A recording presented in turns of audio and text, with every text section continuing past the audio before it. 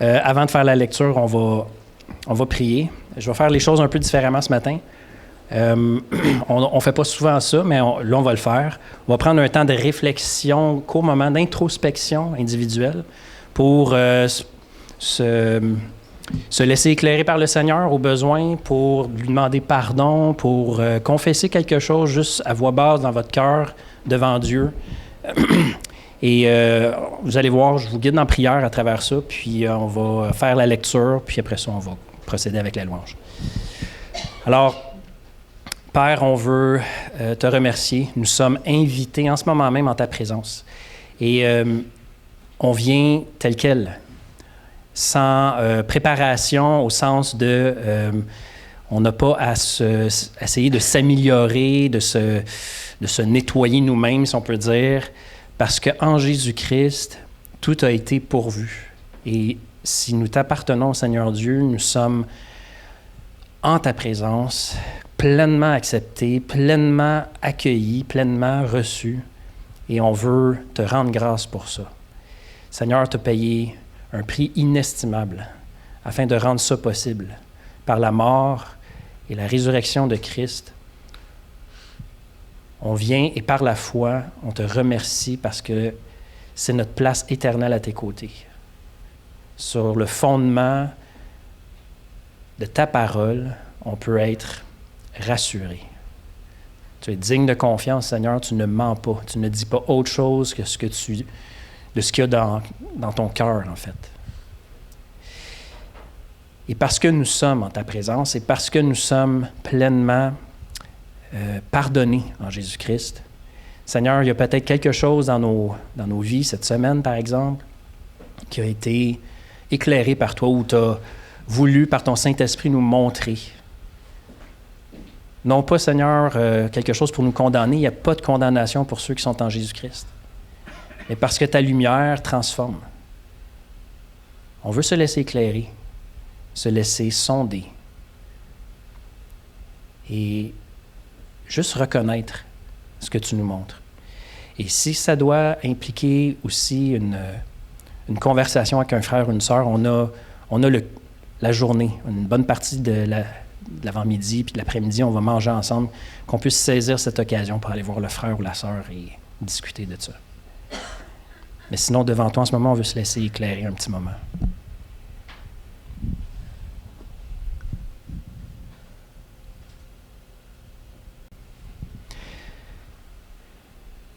Et à cause de la résurrection de Christ, on peut confesser également en ce moment que nous sommes pardonnés entièrement, complètement. Merci. Merci Seigneur parce que c'est quelque chose qu'on n'aurait jamais pu mériter. C'est pas un pardon qui se mérite. C'est pas parce qu'on a confessé qu'on obtient le pardon. Il a été donné gratuitement. Alors on le reçoit gratuitement. Merci Seigneur. Car le péché n'aura point de pouvoir sur vous puisque vous êtes non sous la loi, mais sous la grâce. Quoi donc? Pécherions-nous parce que nous sommes non sous la loi, mais sous la grâce? Loin de là. Ne savez-vous pas qu'en vous livrant à quelqu'un comme esclave pour lui obéir, vous êtes esclave de celui à qui vous obéissez, soit du péché qui conduit à la mort, soit de l'obéissance qui conduit à la justice. Mais grâce soit rendue à Dieu de ce que, après avoir été esclave du péché, vous avez obéi de cœur à la règle de doctrine dans laquelle vous avez été instruits. Ayant été affranchis du péché, vous êtes devenus esclaves de la justice. Je parle à la manière des hommes ici, à cause de la faiblesse de votre chair. De même donc que vous avez livré vos membres comme esclaves à l'impureté et à l'iniquité, pour arriver à l'iniquité, ainsi maintenant livrez vos membres comme esclaves à la justice, pour arriver à la sainteté.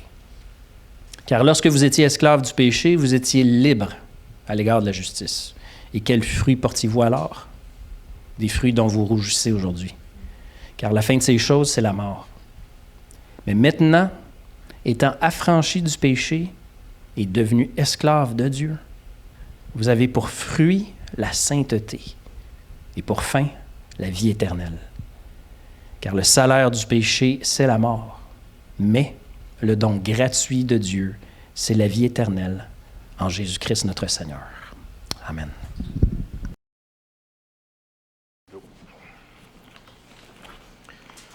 Bon, on commence.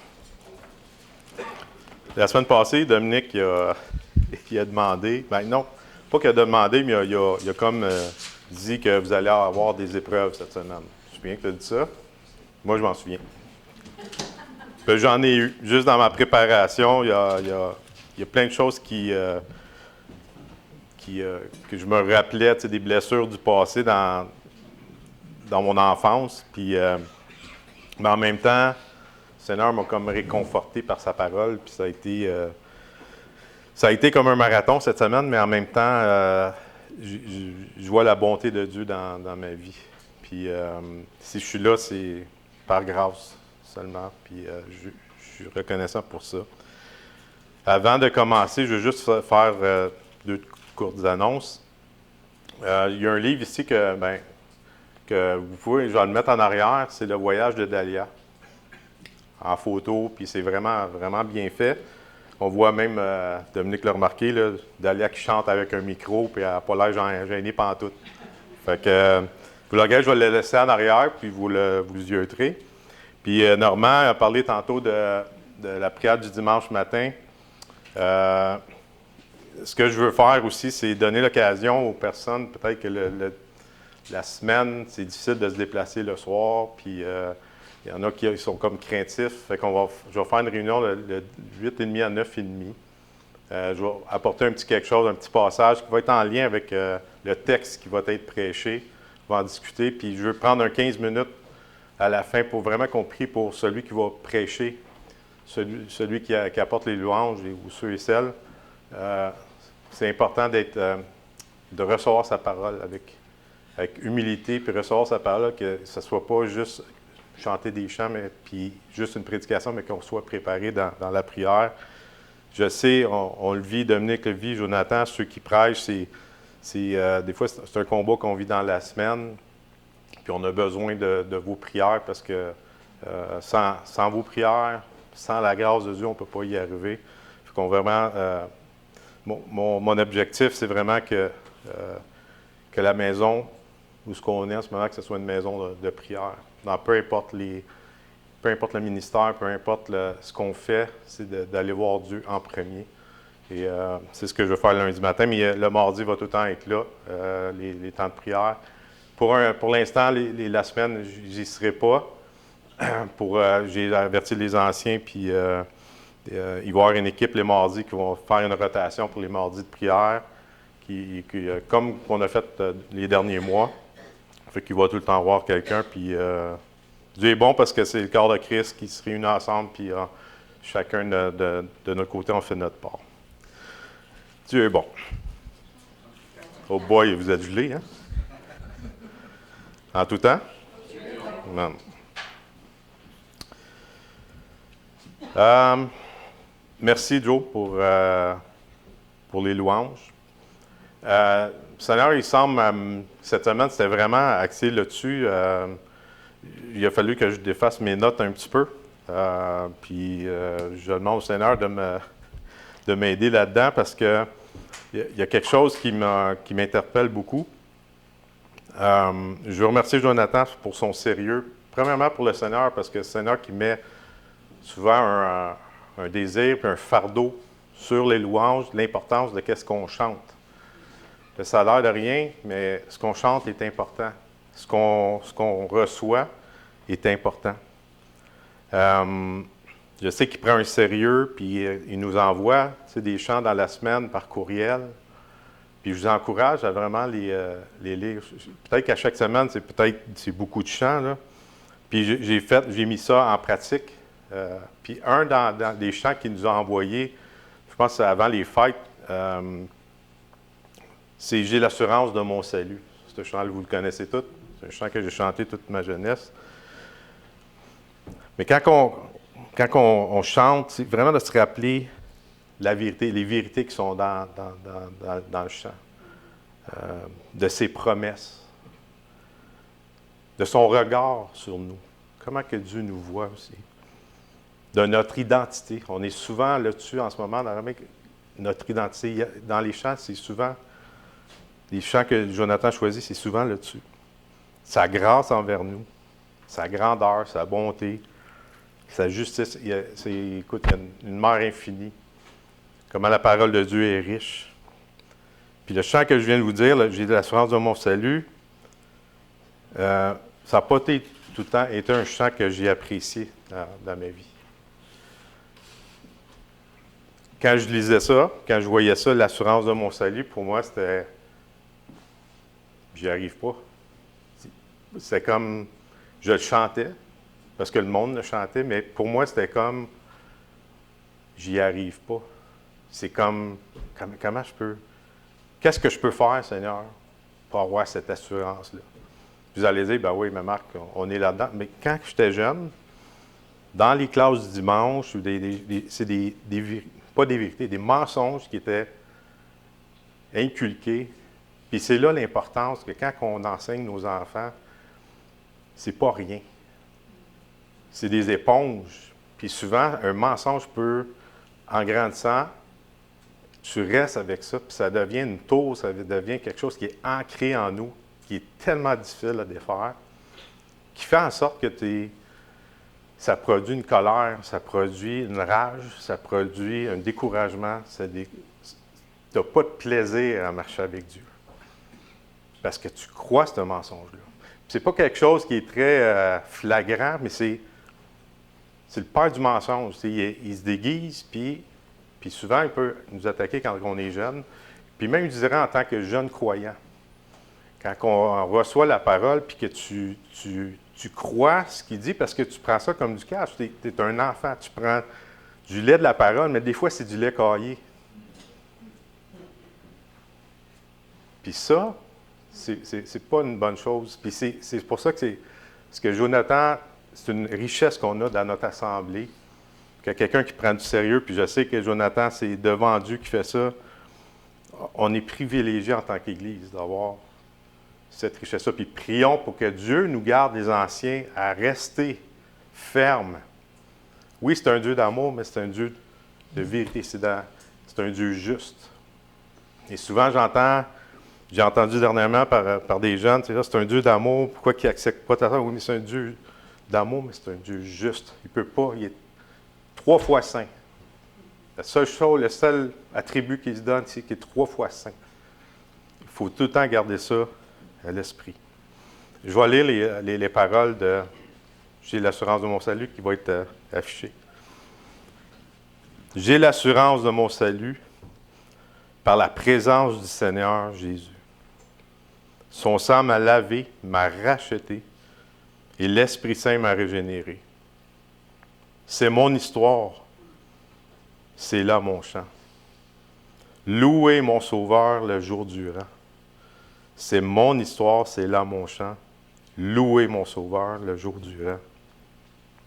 Parfait repos, parfait bonheur, en toi. » C'est deux petits mots, là.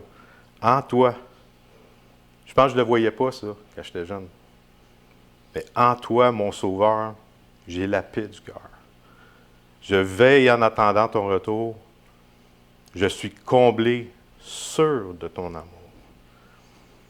Ce chant-là, je croyais un mensonge et je le recevais pas comme un message d'amour, je le recevais pas comme un message de repos. Je le recevais comme un message qu'il faut que je le fasse, il faut que j'y arrive. Puis j'y arrivais pas. Puis je me souviens, Éric, puis c'est pas parce que je voulais pas suivre le Seigneur, pas parce que j'étais convaincu que c'était mon sauveur, mais il y avait quelque chose qui était bloqué. Puis Éric, je me souviens, on avait une discussion, puis il me disait, « Marc, je comprends pas. Tu sais, je veux. » C'était ça l'affaire. C'est je veux y arriver. C'est impossible. C'est impossible d'y arriver. Il y en a un seul qui l'a fait. Et c'est ça qu'il faut annoncer. C'est ça qu'il faut annoncer. Ça me dérangeait. Mais le Seigneur, dans sa grâce, dans son amour, a pris soin de moi avec douceur, avec patience. Puis des fois, on arrive dans le temps de nos vies qu'il y a des choses qu'on ne comprend pas de stress. Allons voir le Seigneur en premier. Ça se peut qu'il y ait des mensonges qui se sont infiltrés, mais la seule façon de défaire ces tours de raisonnement, c'est de s'exposer à la parole. Et Dieu nous donne des moyens de grâce, la prière, la parole de Dieu. Je le répète souvent, mais c'est un équilibre dans nos vies, la parole de Dieu, la prière, la communion fraternelle et le repas du Seigneur. C'est un rappel, ça. Un rappel de ce qu'il a fait pour nous autres. Qu'est-ce que ça a coûté? On n'a plus rien accompli, c'est fait. C'est juste réglé, mais c'est de vivre dans cette réalité qu'on est en Christ. C'est d'apprendre à vivre là-dedans. Cette assurance du salut, je la cherchais au mauvais endroit. Dans ma croissance spirituelle, la sanctification. Ce que Dieu a fait dans ma vie. Les œuvres.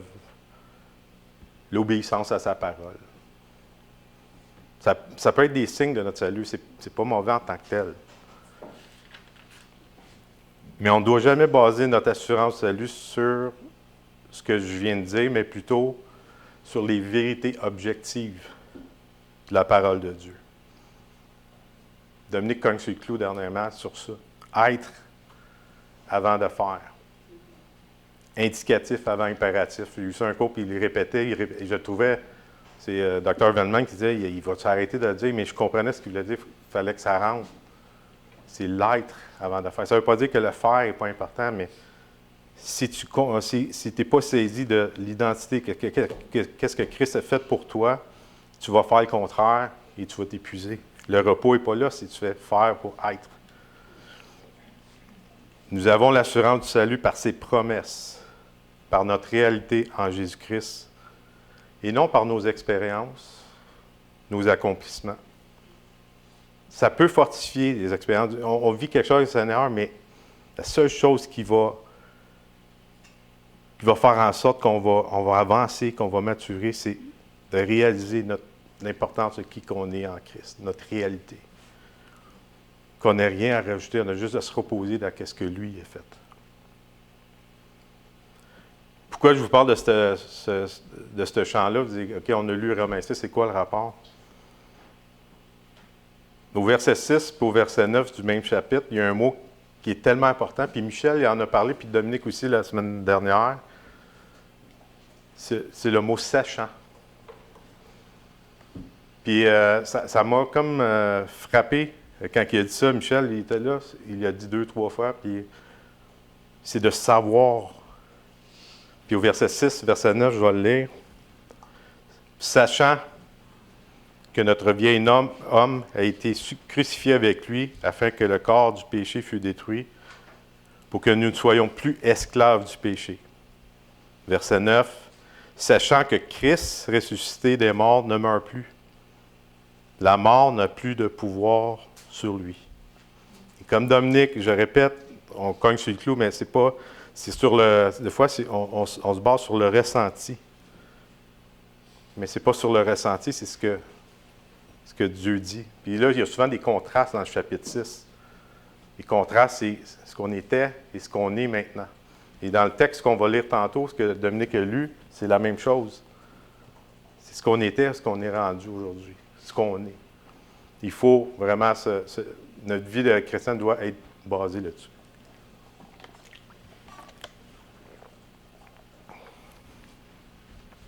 Tu sais, je parle d'expérience dans ma jeunesse, puis souvent, il y a eu comment ils appellent ça, des festivals de louanges, puis ça fait du bien, tu sais. J'aime la musique, j'aime l'effet de groupe, puis tu sais, c'est comme, c'est entraînant, mais ça demeure pas.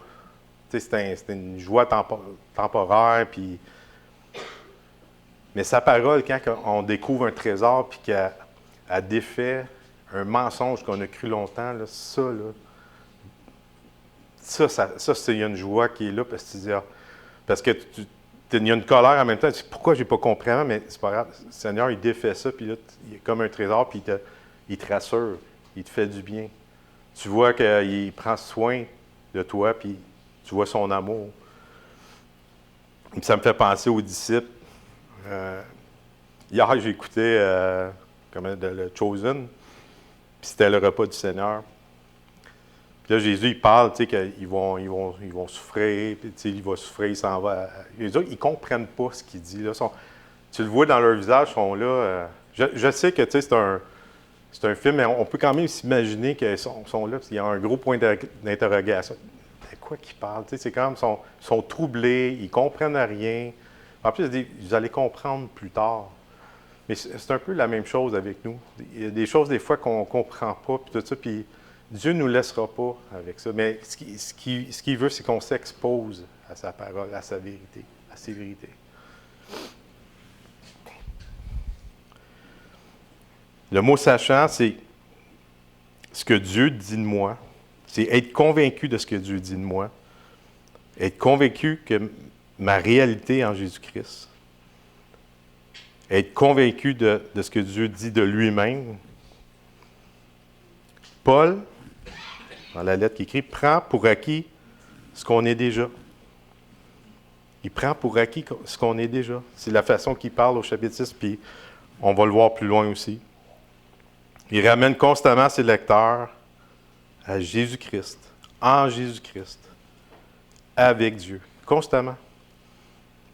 Puis, la dernière fois, j'avais parlé, puis la semaine passée aussi, c'est quand il pose une question, Paul, c'est vraiment amener à une réflexion. Et souvent, c'est pour ramener dans la bonne direction. Il n'est pas là en train de dire, bien là, arrêtez de pécher. Oui, il faut arrêter de pécher, mais il les amène à Christ. Il les amène qui vous êtes en Christ.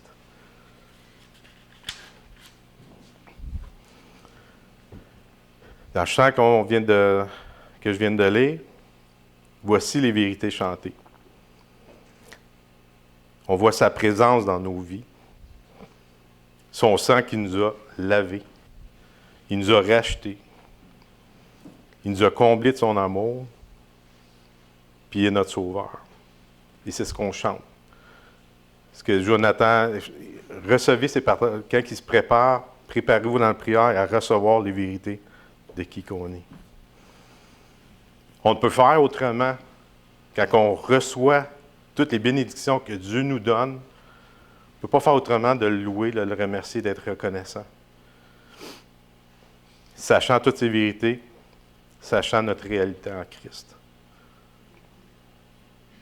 Là, j'avais écrit « Dieu est bon ». En tout temps, ça met du poids un peu là-dessus. Hein? Des fois, quand le mardi, je le dis, puis on est à frette, mais là, on est à chaud. Il me semble que c'est plus plaisant de le dire, non? Le titre de mon court-message, ce ne sera pas long, 2 petits points, mais je veux vraiment, par la grâce de Dieu, que vous soyez encouragés en sortant d'ici ce matin. Le premier point, c'est l'abondance de la grâce. Puis le deuxième point, c'est nos membres esclaves à la justice. L'abondance de la grâce. Romains 5, 17, qui nous dit « Si par l'offense d'un seul, par l'Adam, la mort a régné par lui seul, à plus forte raison ceux qui reçoivent l'abondance de la grâce et du don de la justice régneront-ils dans la vie par Jésus-Christ, lui seul. » Tu as lu ce verset-là la semaine passée. Tellement important. Pourquoi? On l'a chanté tantôt. De s'ancrer dans l'abondance de la grâce et dans la justice va nous guider dans notre marche de tous les jours. C'est ce qui va fueler notre marche avec Dieu. Ça va nous amener à nous reposer en lui.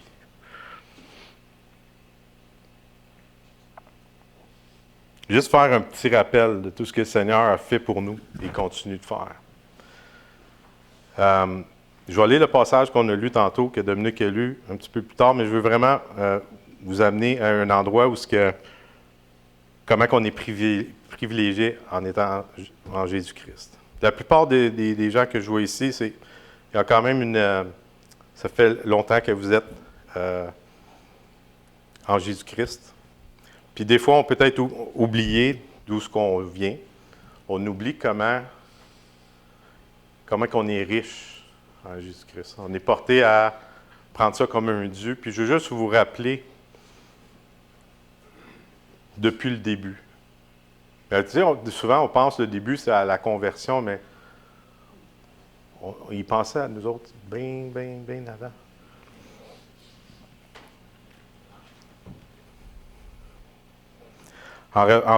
En fait, on reçoit les bénédictions du salut, puis je vais faire les étapes. Okay? Romains 8,30, ça dit « Ceux qu'il a prédestinés, il les a aussi appelés. Et ceux qu'il a appelés, il les a aussi justifiés. Et ceux qu'il a justifiés, il les a aussi glorifiés. » Quand tu lis ça, tu dis « OK, en fait, on reçoit cette grâce-là. » Premièrement, on a été régénérés. C'est quoi régénérer? C'est un acte secret de Dieu par lequel il nous communique la vie. C'est la nouvelle naissance. On recommence au début. Il y a un exemple qui est dans Jean 3,8. C'est la conversation qu'il y a avec Nicodème. C'est un bel exemple de comment on a été régénéré. On n'a rien à faire, on n'a rien à voir là-dedans. C'est un miracle qui se fait dans nos vies. Ça dit dans Jean 3,8, c'est « Le vent souffle où il veut. Et tu en entends le bruit, mais tu ne sais d'où il vient, ni où il va. Il en est ainsi de tout homme qui est né de l'Esprit. » Merci Seigneur. Vous êtes tous passés par là. Vous êtes tous, vous ne le méritiez pas, ça. Mais il a mis la vie. Ensuite, la conversion. Un tournant spirituel.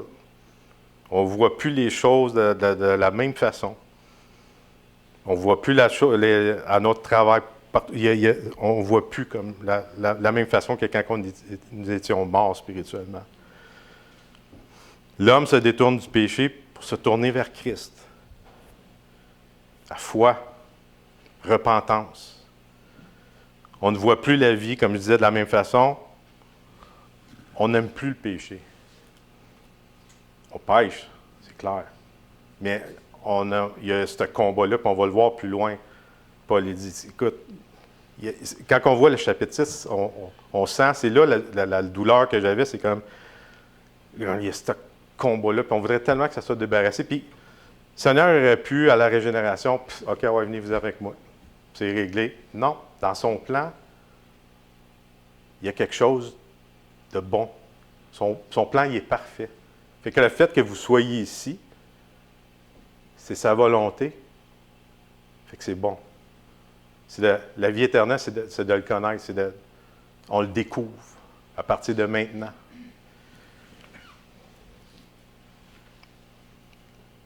Régénérer, conversion, justification. On en a parlé beaucoup depuis le début de la lettre. C'est notre statut de légal devant Dieu. Justice de Dieu à notre compte par l'œuvre de Christ. On est déclaré juste. On ne se sent pas juste, on est déclaré juste. C'est réglé une fois pour toutes. À date, qu'est-ce que vous avez fait là-dedans? Absolument rien.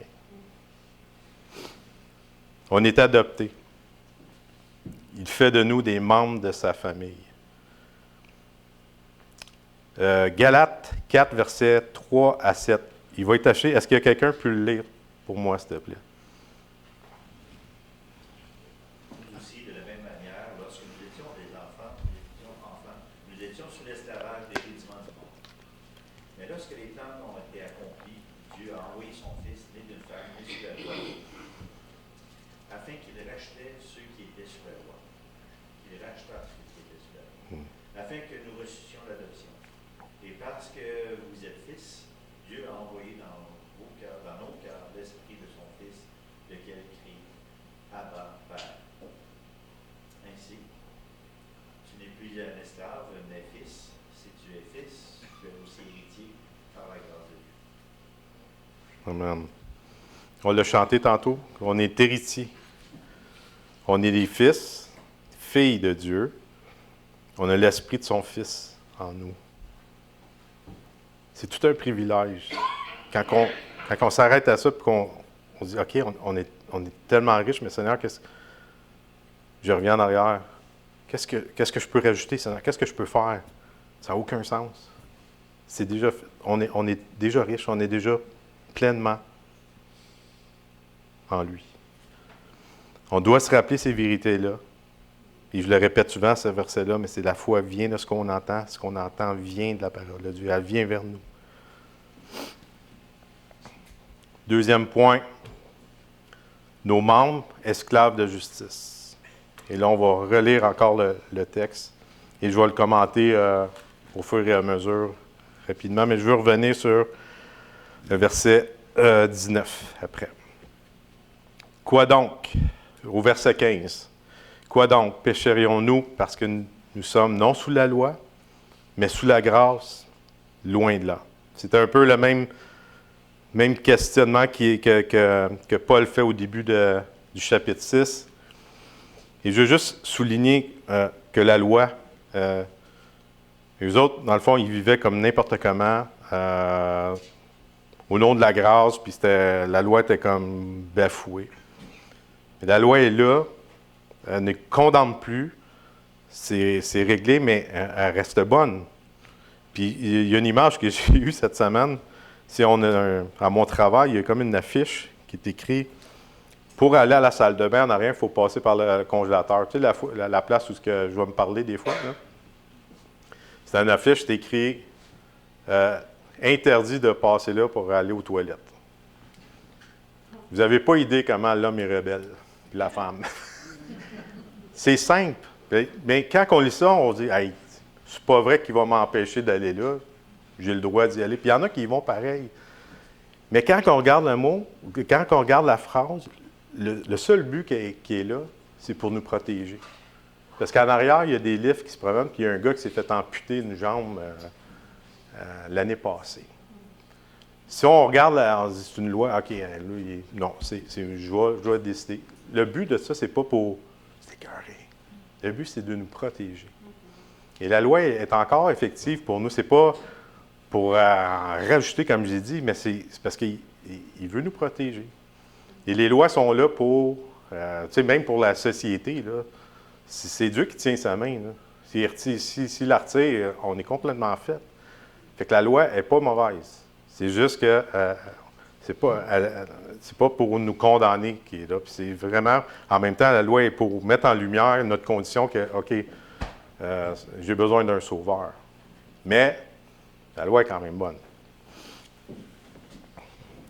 Au verset 16, « Ne savez-vous pas qu'en vous livrant à quelqu'un comme esclave pour lui obéir, vous êtes esclave de celui à qui vous obéissez, soit du péché qui conduit à la mort, soit de l'obéissance qui conduit à la justice.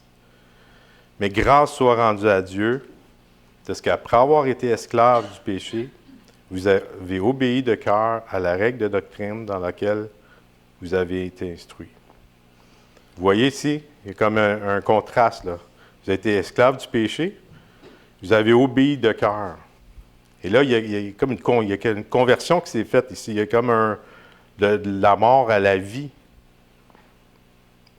C'est un don de Dieu, une grâce. Au verset 18, ayant été franchi du péché, vous êtes devenus esclaves de la justice. C'est encore l'œuvre de Dieu. 19.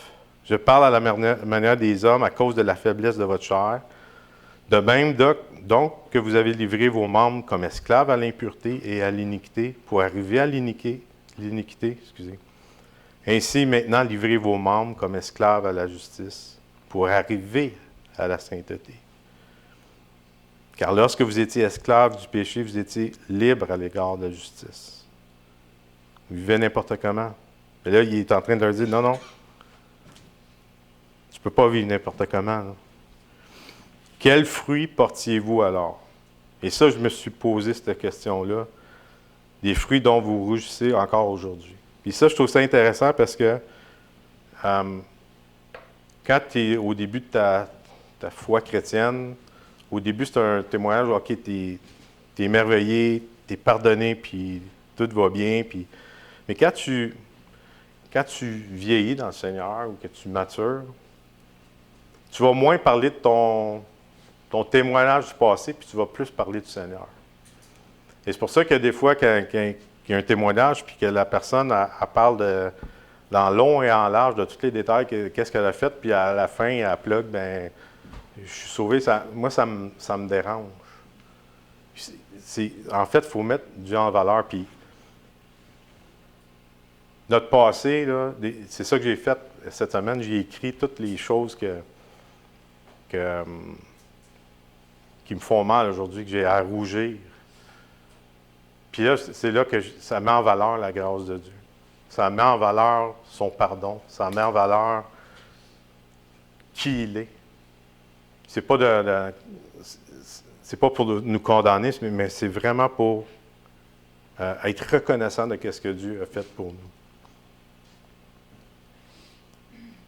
Verset 22, « Mais maintenant, étant franchis, vous avez pour fruit la sainteté et pour la fin, vie éternelle. Car le salaire du péché, c'est la mort, mais le don gratuit, c'est la vie éternelle en Jésus-Christ notre Seigneur. »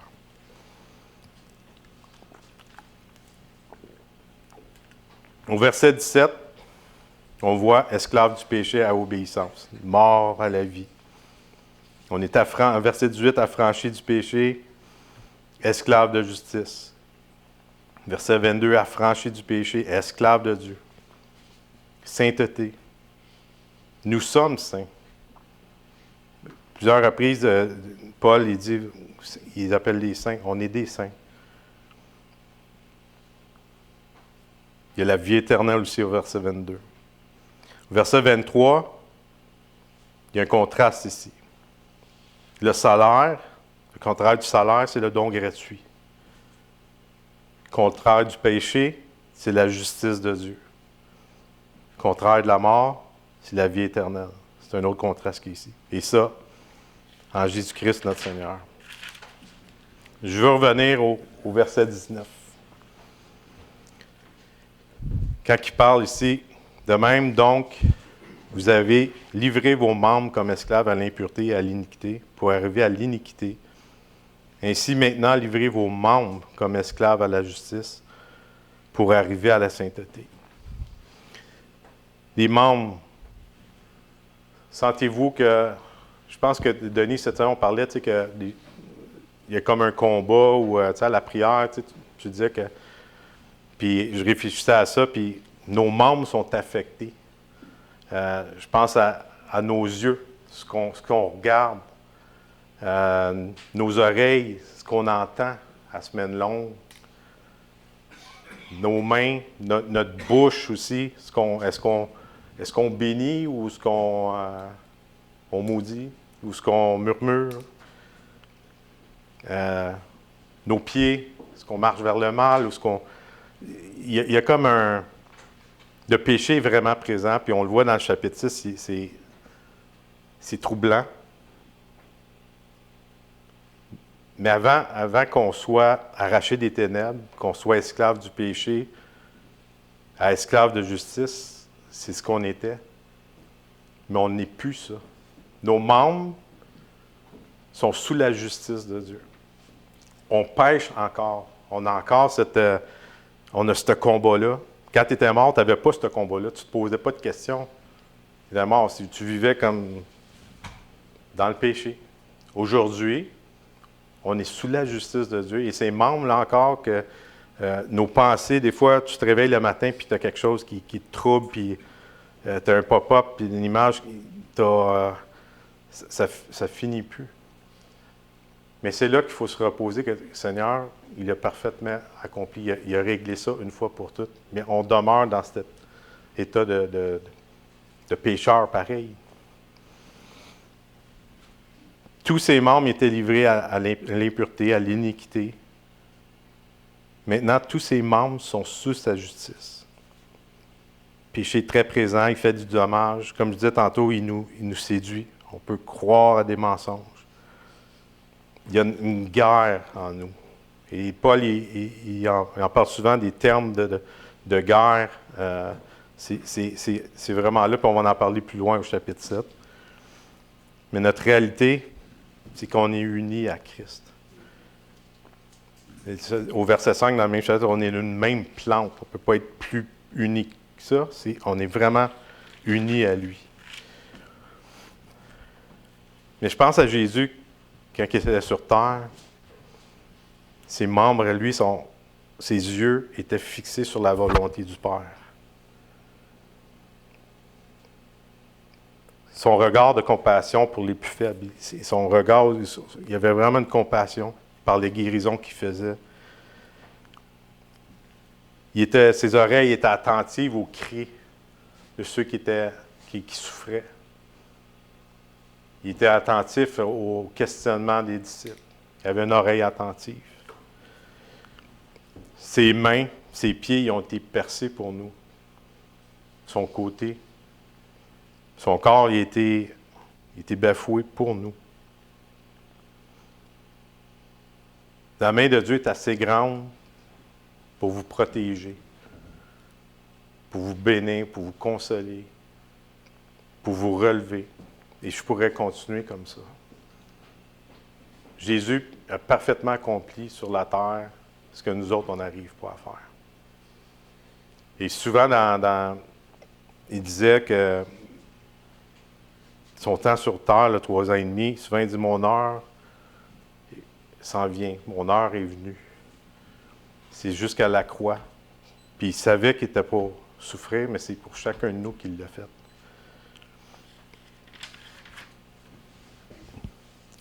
Arrêtez et sachez que je suis Dieu. Là. Sachez, ça revient. Je dis souvent ce verset, mais vraiment de réaliser que c'est réglé une fois pour toutes. Puis comment? Bien, je reviens au chant.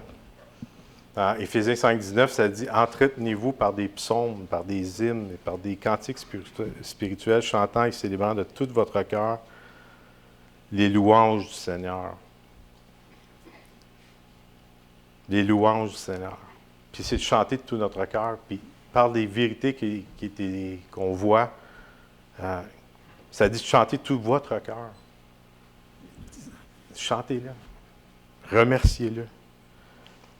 Là, peut-être vous vous dites, mais Marc, tu vis sur un nuage. Là. Tu penses-tu vraiment que le chant va changer? C'est pas le chant, c'est les vérités qui sont dans le chant. Puis c'est pas moi qui le dis, c'est la parole. C'est pas de chercher une technique de changer des vies par le chant, c'est parce que le Seigneur le demande, puis c'est pour notre bien. Et s'approcher de Dieu, c'est pour notre bien.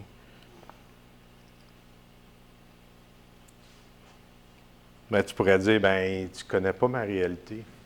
Non, je ne la connais pas, mais le Seigneur la connaît. Il sait ce que tu vis. Il sait où ce que tu es rendu. Je sais, je suis conscient que beaucoup de souffrances, on en vit tous. Mais justement, dans Jean 16, quand Jésus est au repas, puis vous vous souvenez, quand il donne l'exemple de la femme qui accouche, puis qu'elle a des souffrances, puis il dit quand elle accouche, elle oublie les douleurs qu'elle avait, puis il y a une joie qui... Puis je sais qu'il y a un contexte en rapport avec les disciples, ce qui était pour vivre, mais je pense que ça s'applique à nous autres aussi. Puis dans la souffrance de la femme, je réfléchissais à ça, puis c'est Tim Keller qui en parlait, écoute, il y a des mots pas le fun qui sortent de là des fois. Je ne sais pas s'il y en a qui ont assisté à l'accouchement. Moi, avec Nadine,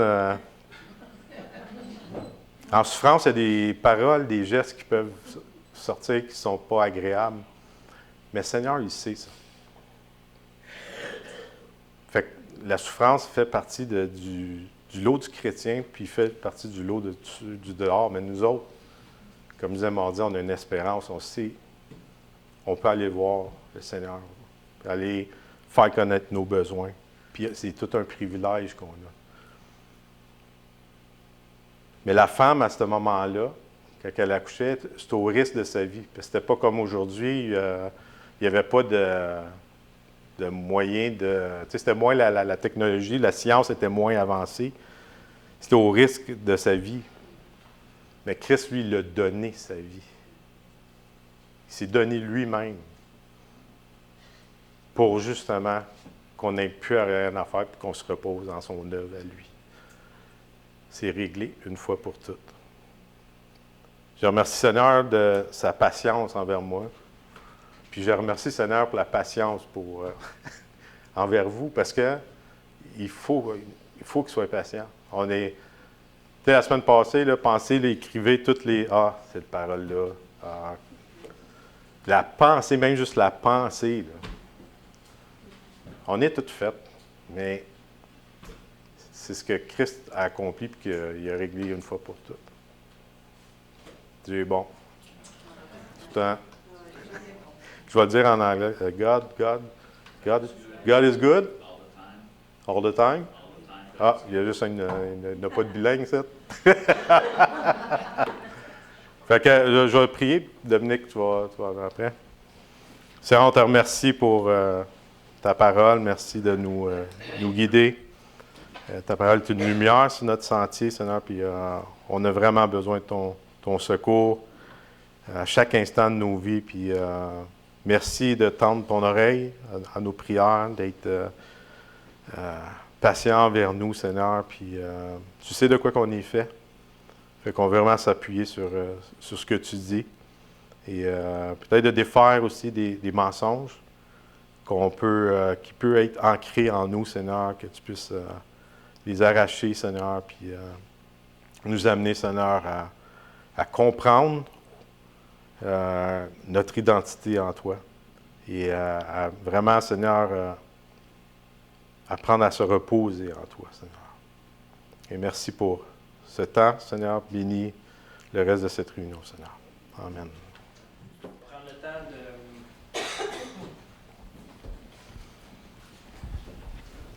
commémorer la scène, qui est un moment très important. C'est parce que je fais en ce moment aussi une lecture surprenante concernant ce moment du culte qui, je dois le confesser, a souvent été pour moi accessoire, je dirais.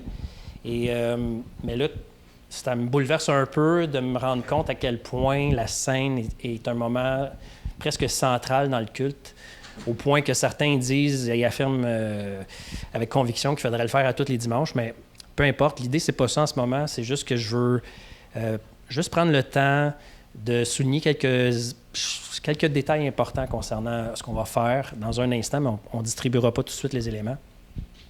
Dans le texte qu'on a lu aujourd'hui, si je ne me trompe pas, c'est Romains 6, 17, hein? Entre autres, qui a... C'est ça? Oui. Mais grâce... Ah oui, c'est ça. Mais grâce soit rendue à Dieu de ce que, après avoir été esclave du péché, vous avez obéi de cœur. Spécial, hein? Parce qu'on associe notre conversion souvent à quelque chose qui vient de notre cœur. Tu sais, on a dit « Oui, Seigneur », on a été convaincus à ce moment-là. Mais Paul commence en disant « Grâce soit rendue à Dieu de ce que vous avez obéi de cœur à la règle de doctrine. » Et le texte original va dire « À la règle de doctrine à laquelle vous avez été livrés comme des esclaves. » Vous avez obéi de cœur à la règle ou à l'évangile auquel vous avez été livrés. Et tout ça vient de Dieu. Pourquoi je parle d'action de grâce? Bien parce que Jésus lui-même, dans Matthieu 26, qu'on va lire dans un instant, c'était son habitude de rendre grâce pour le pain et le vin. C'est comme ça qu'il a institué la scène. Et de ce mot, qui est un mot grec, Eucharistie, vous avez déjà entendu ce mot-là, ça n'appartient pas aux catholiques, ce mot-là. Ça vient du grec. C'est Jésus qui l'utilisait. Et ça veut dire rendre grâce. Et quand on célèbre la scène, on célèbre une action de grâce, une Eucharistie. Fait que réconciliez-vous avec le mot, vous allez l'entendre plus souvent. C'est pas grave. Ça appartient pas aux catholiques. Ça appartient au Seigneur Jésus, ce mot-là, on pourrait dire. Et pourquoi c'est important de mentionner que ce qu'on célèbre avec la scène, entre autres, c'est une Eucharistie, une action de grâce, parce que, unis à Jésus-Christ, on est unis également à son unique et immense action de grâce que lui-même a élevée vers le Père par sa vie parfaite, par sa mort et sa résurrection. C'est une immense action de grâce et par le Saint-Esprit, on est unis à Christ et on est joints à cette action de grâce qui est toute son œuvre. Parce que on est formé par l'Esprit à vivre une vie de reconnaissance constante pour toute chose et en toutes circonstances. C'est la seule manière sensée de vivre, parce que c'est cette seule manière de vivre qui rappelle que tout vient de Dieu. Tout. On reçoit tout de Dieu. Et on oublie de penser ou de même remercier Dieu parce que notre cœur bat, parce qu'on respire, parce qu'on a été capable de se lever, de se rendre ici aujourd'hui, parce qu'on est encore présent, tout simplement. Il y a plein de choses auxquelles on ne pense pas, mais pour lesquelles on devrait rendre grâce. Tout vient de Dieu, tout est par lui et tout est pour lui. La seule attitude rationnelle dans la vie, c'est donc une action de grâce constante pour chaque bienfait qui vient du Père de lumière. Quand on partage la scène, l'Eucharistie, nous devenons un peuple différent, un peuple reconnaissant au sein d'une humanité qui, comme Adam, ne reconnaît pas Dieu comme Dieu et ne lui rend pas grâce. Romains 1, on l'a lu, ça fait longtemps de ça, hein? Mais dans Romains 1, au verset 20, ça dit « En effet, les perfections invisibles de Dieu, sa puissance éternelle, sa divinité se voient fort bien depuis la création du monde quand on les considère dans ses ouvrages. Ils sont donc inexcusables, puisque, ayant connu Dieu, ils ne l'ont pas glorifié comme Dieu et ne lui ont point rendu grâce. » C'est pour ça que le monde est condamné. Mais ils se sont égarés dans de vains raisonnements et leur cœur sans intelligence a été plongé dans les ténèbres, se vantant d'être sages, ils sont devenus fous. Et ils ont remplacé la gloire du Dieu incorruptible par des images représentant l'homme corruptible, des oiseaux, des quadrupèdes, des reptiles, de l'idolâtrie. L'ingratitude, dans le fond, là, de l'humanité qui est condamnée, est à la racine de l'idolâtrie. L'ingratitude est à la racine de l'idolâtrie. Donc, on est un peuple formé par Christ pour être un peuple reconnaissant. Reconnaissant. Quand on participe au corps et au sang de Jésus-Christ en mangeant et en buvant, on devient un seul corps avec lui en prenant part à son pain. Il y a un passage, il faut que je vous le lise, là, c'est dans 1 Corinthiens 10, verset 14 et suivant. « C'est pourquoi, mes bien-aimés, fuyez l'idolâtrie. » Comment? En rendant grâce. « Je parle comme à des hommes intelligents. Jugez vous-même de ce que je dis. La coupe de bénédiction que nous bénissons, n'est-elle pas la communion au sang de Christ? Le pain que nous rompons, n'est-il pas la communion au corps de Christ? Puisqu'il y a un seul pain, nous qui sommes plusieurs, nous formons un seul corps, car nous participons tous à un même pain. » Je ne sais pas si vous avez déjà entendu l'expression « nous sommes ce que nous mangeons ». Ça, d'un point de vue physiologique, là, si on mange juste du McDonald's, vous allez tôt ou tard ressembler à un clown.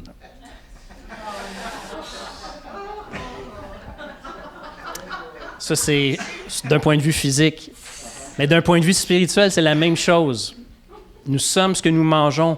Nous sommes ce que nous mangeons quand on prend le pain et le vin, non pas la nourriture physique, mais tout ce qu'elle représente, cette nourriture-là. On devient un seul corps. C'est un peu ce que Paul raconte ici, là.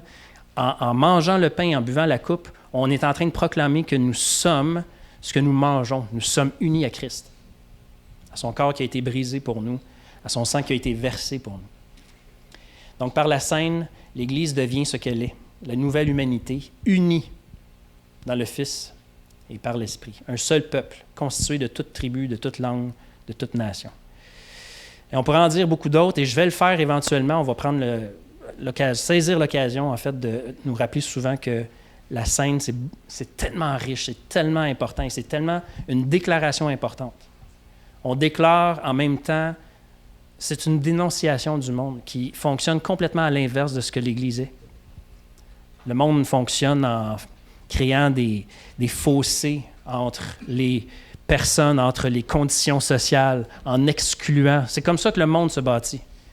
L'Église, au contraire, puis on oublie ça, là, mais quand tout le monde se rassemble dans l'Église pour manger un seul pain et boire une seule coupe, on est en train de faire le contraire de ce que le monde fait. À cette époque où la scène a été instituée, de manger à la même table que le riche, que le pauvre, que l'exclu, que le malade, que l'enfant, C'était complètement... C'était troublant pour les gens. Parce que à ce moment-là, on voulait garder les distinctions de classe et de hiérarchie, tout ça. Et à la table du Seigneur, le roi mange à côté du mendiant la même nourriture, la même chose. Il n'y a pas de distinction. Fait que c'est une puissante déclaration contre les principes élémentaires de ce monde, contre la façon que le monde se construit, contre Babel, en quelque sorte, ce monde. Fait que c'est vraiment un moment important. Et puis, on va prendre le temps de bien le faire ce matin. Si vous voulez bien distribuer les éléments.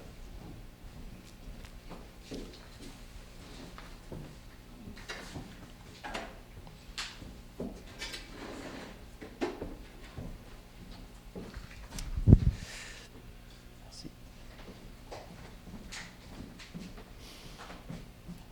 Merci.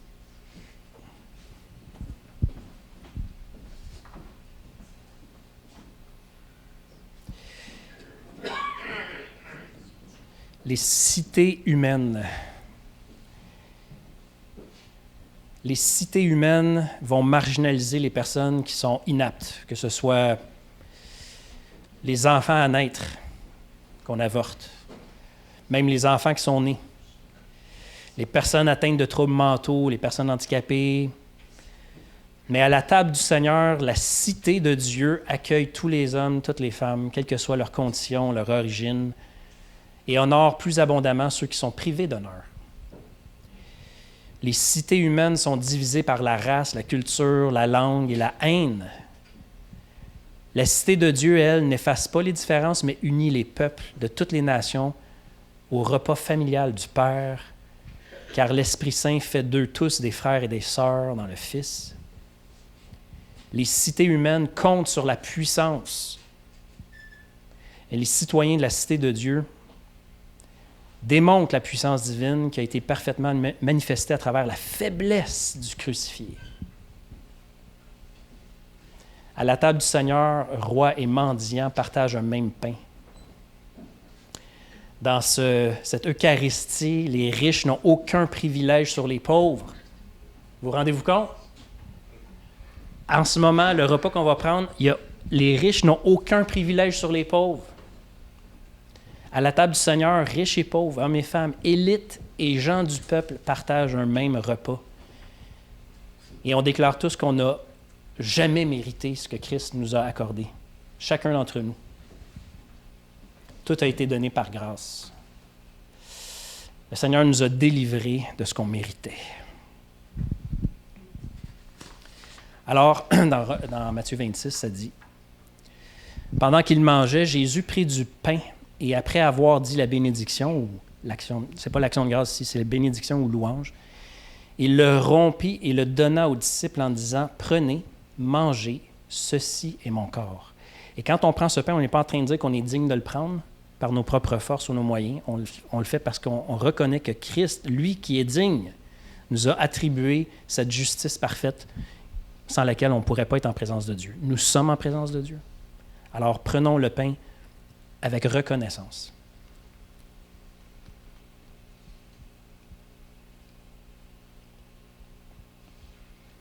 Il prit ensuite une coupe et après avoir rendu grâce, Eucharistie, il la leur donna en disant, « Buvez-en tous, car ceci est mon sang, le sang de l'Alliance qui est répandu pour beaucoup, pour le pardon des péchés. Et je vous le dis, je ne boirai plus désormais de ce fruit de la vigne jusqu'au jour où j'en boirai du nouveau avec vous dans le royaume de mon Père. » Alors prenons la coupe ensemble.